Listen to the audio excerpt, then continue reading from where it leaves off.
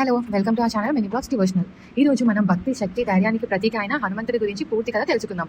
ఆయన అసలు ఎవరు, ఎలా జన్మించారు, ఎందుకు ఆయన ఆంజనేయుడు అని పిలుస్తారు, హనుమంతుడి జయుడు ఎప్పుడు వస్తుంది, మనం ఈ రోజు ఏం చేయాలి అన్ని వీడియోలో తెలుసుకుందాం. హనుమంతుడు అంజనాదేవి అనే అప్సరసకు జన్మించారు మరియు ఆమె భూమిపై తపస్సు చేస్తుండగా వాయుదేవుని ఆశలతో ఒక శక్తివంతమైన శిశువు జన్మించాడు.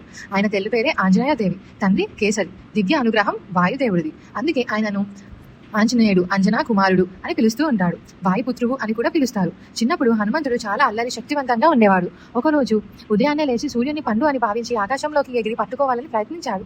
దీంతో దేవతలు ఆశ్చర్యపోయి అతనికి అనేక వరాలు ఇచ్చారు. అపారమైన శక్తి, ఎగిరే శక్తి ఆంజనేయ తత్వం.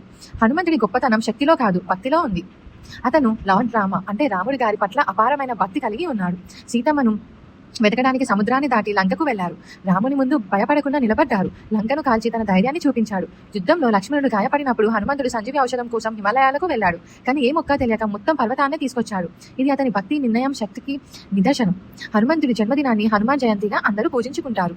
ఇది చైత్ర పౌర్ణమి రోజున వస్తూ ఉంటుంది. కొన్ని రాష్ట్రాల్లో తేదీ అయితే మారవచ్చు.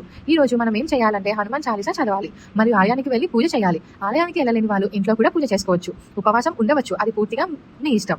రామనామం జపం చేయాలి. బెల్లం, వడలు నైవేద్యం ఇవ్వాలి. ముఖ్యంగా మనస్ఫూర్తిగా భక్తితో ప్రార్థించాలి. హనుమంతుడు మనకి నేర్పేది ఏంటంటే భక్తి ఉంటే అసాధ్యం అన్నది లేదు. ధైర్యంగా సమస్యలను ఎదుర్కోవాలి. సేవ చేయడం గొప్ప గుణం.